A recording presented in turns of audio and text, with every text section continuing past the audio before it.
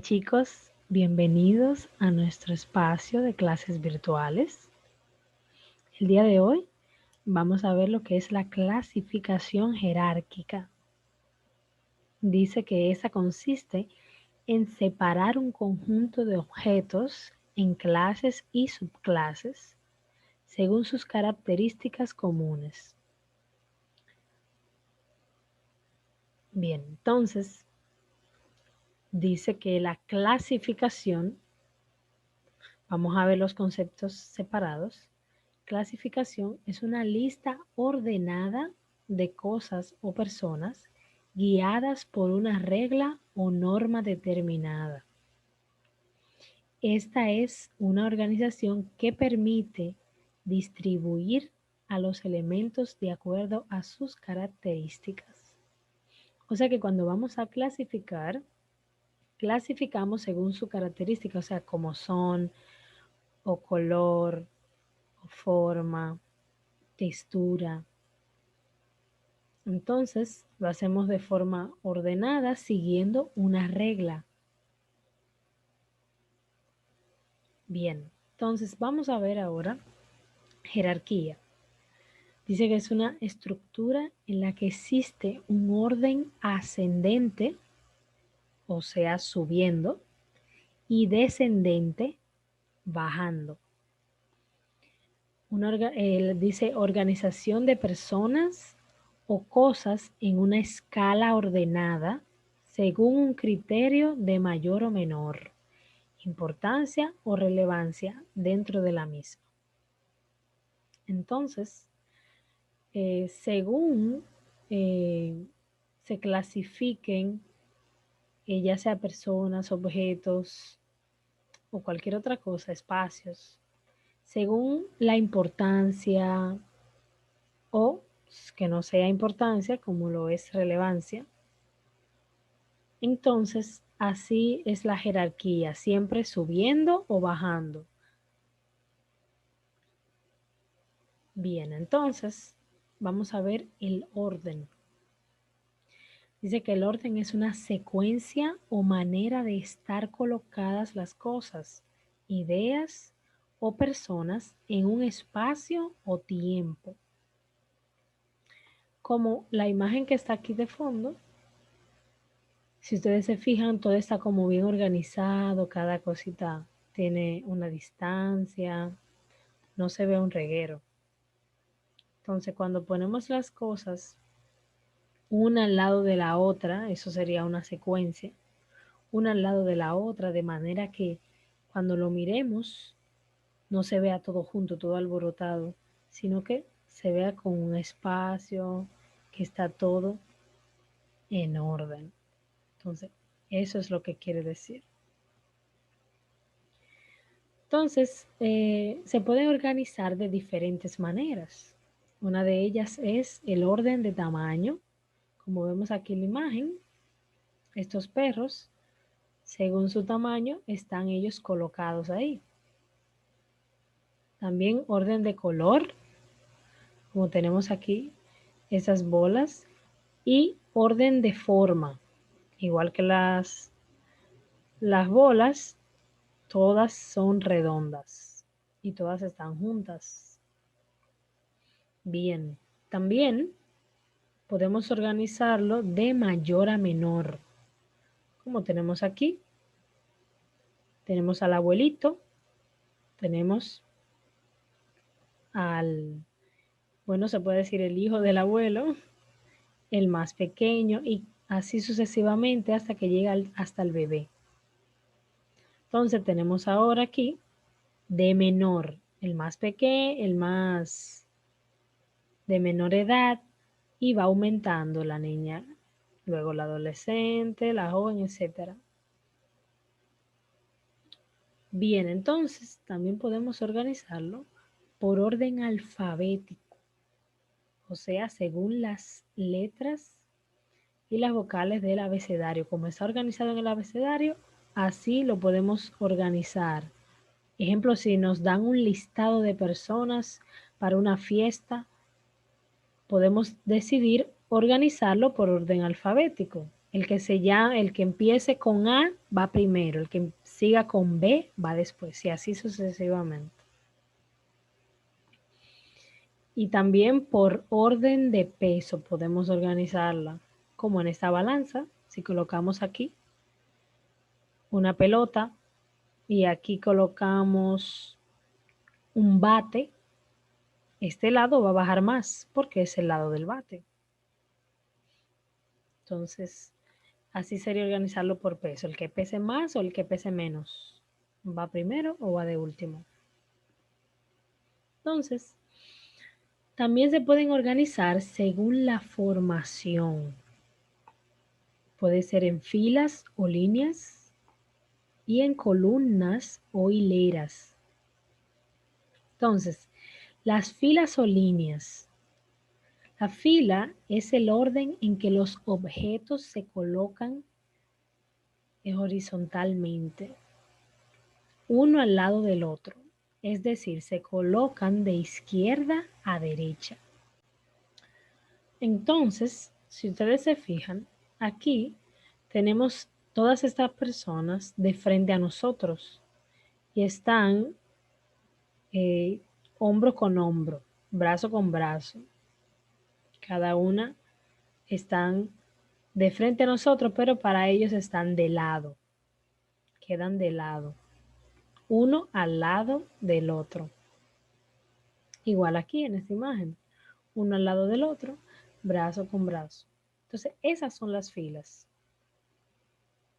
Dice que una serie de personas o cosas formadas en línea forman una fila. Si ustedes se fijan, ellos están en una línea así, una línea recta. Entonces, columnas o hileras. Dice que una columna es una formación de elementos de manera vertical, es decir, de arriba a abajo. Personas y objetos colocados uno detrás del otro forman una columna. Entonces, las columnas son cuando están ubicados uno detrás del otro, igual como lo vemos aquí. Entonces, ahí tenemos las columnas. Por ejemplo, cuando vamos a la tienda con mamá o papá, o cuando vamos a entrar a un lugar que debemos hacer, colocarnos en orden, nos colocamos en columnas. Bien. Entonces, vamos a ver aquí una actividad. Vamos a ver, aquí vamos a poner las filas y aquí vamos a poner las columnas. Vamos a ver si entendieron. Si yo les digo que me ubiquen la fila 9 y la columna 1 para encontrar la figura geométrica que está en la intersección de esas dos, ¿cuál sería la figura?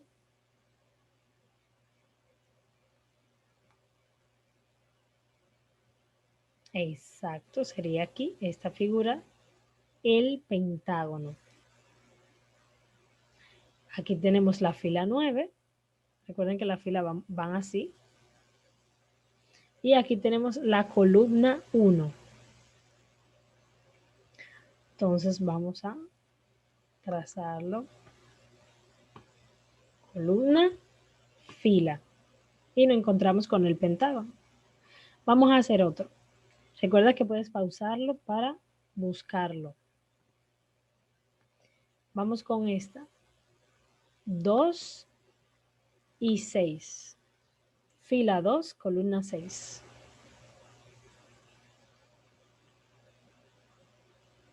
Entonces, tenemos la fila número 2 y la columna 6. Y lo encontramos con el romboide.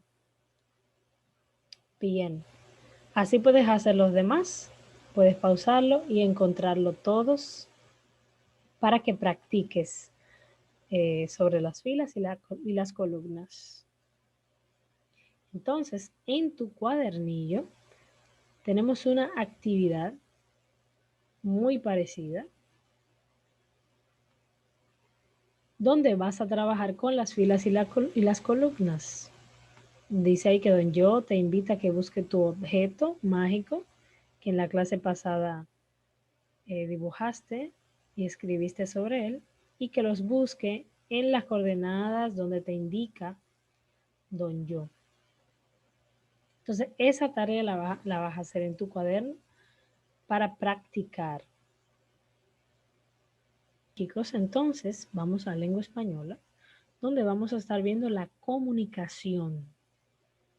La comunicación es el proceso por el cual transmitimos y recibimos información. Entonces vamos a ver en este ejemplo. Este chico sería un estudiante. Él está enviando un mensaje, una información a su profesor. Le dice hola y el maestro le responde con hola también. Entonces, el estudiante sería el emisor, que es quien envía el mensaje. El maestro sería el receptor, que es quien recibe el mensaje. Y el mensaje sería lo que estén hablando. En este momento están hablando, bueno, se están saludando. Entonces, ese sería el mensaje. Entonces, emisor envía el mensaje al receptor.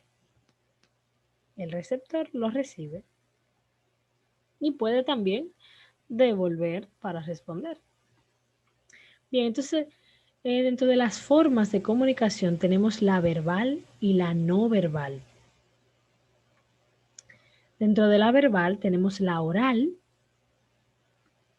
y la escrita. Dentro de la no verbal tenemos los gestos, los sonidos y las imágenes. Entonces, en la comunicación verbal está la oral. La comunicación oral consiste en hablar. Cuando estamos hablando por ejemplo, ahora yo estoy hablando, yo me estoy comunicando con ustedes verbalmente, oralmente. Bien.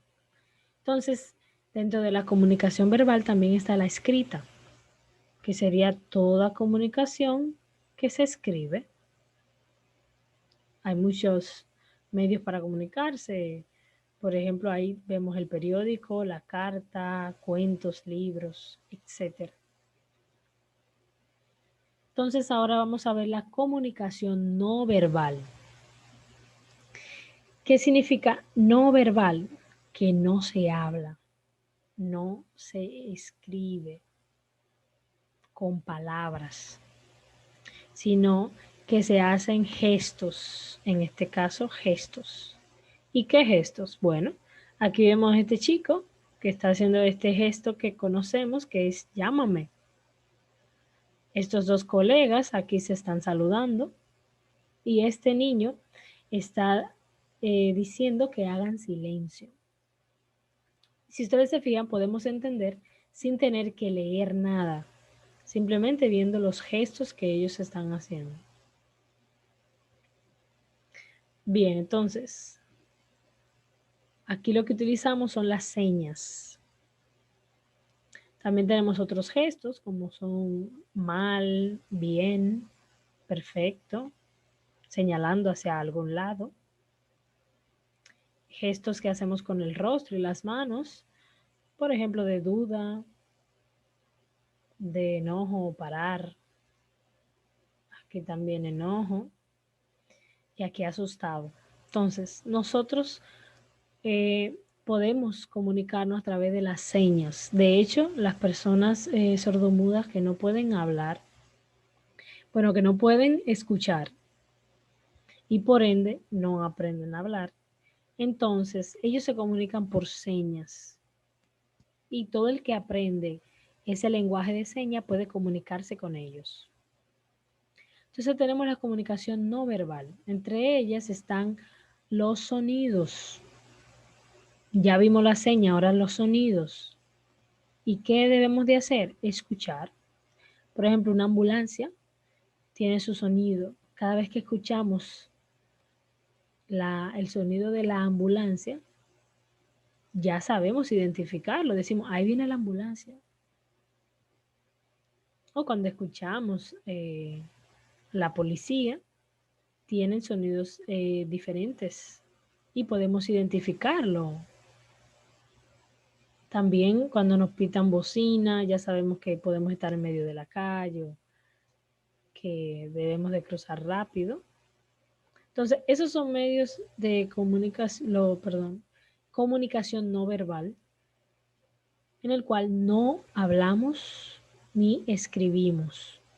En este caso estamos escuchando el sentido del oído. Bien, entonces, dentro de la comunicación no verbal tenemos las imágenes, donde podemos ver las señales de tránsito. Vamos a ver si te identifican algunas de esas señales de tránsito. Bien, entonces, en las señales de tránsito solo lo que tenemos que hacer es observar. Vemos aquí, por ejemplo, bifurcación en Y, podría decir. Entonces, eso significa que hay dos vías, el camino se divide como en dos brazos o dos ramas. Y entonces hay uno que será más grande que otro, quizá uno por el cual debe de irse y otro por el cual no debe de irse. Eso significa esta señal de tránsito. Esta curva cerrada significa que hay una curva muy pronunciada, o sea que para doblar aquí hay que tener mucho cuidado. Puede estar para la izquierda o también para la derecha y significan lo mismo. Esta dice prohibido seguir de frente. Ven que tiene la flecha de frente y entonces tiene este signo que es de prohibición. Y el camino sinuoso, que sería el camino con muchas curvas. Entonces, para que tengan cuidado, ya saben que van a estar doblando, que no van a poder ir derecho por este camino. Bien, chicos, vamos a ver algunas otras señales, como el semáforo. Todo el que ve el semáforo no tiene que saber leer, puede identificar por colores. Aquí estamos usando la vista. Esta señal de tránsito, pare. Doble vía significa que los carros por un carril van a ir y por otro lado van a venir. No estacione, o sea que está prohibido estacionarse. Cada vez que veamos esto, significa que está prohibido que se haga eso. Y zona escolar. Esto indica que cerca de ese lugar donde está esa señal de tránsito hay una escuela por donde los estudiantes van a estar transitando. Entonces, chicos, para poner en práctica lo aprendido, van a realizar la actividad 7, donde deben de hablar ahí de la comunicación y donde deben de completar poniendo señales de tránsito aquí. Así que ya saben, a trabajar. Pongan esos contenidos, esos conocimientos, aplíquenlo y hasta la próxima, chicos.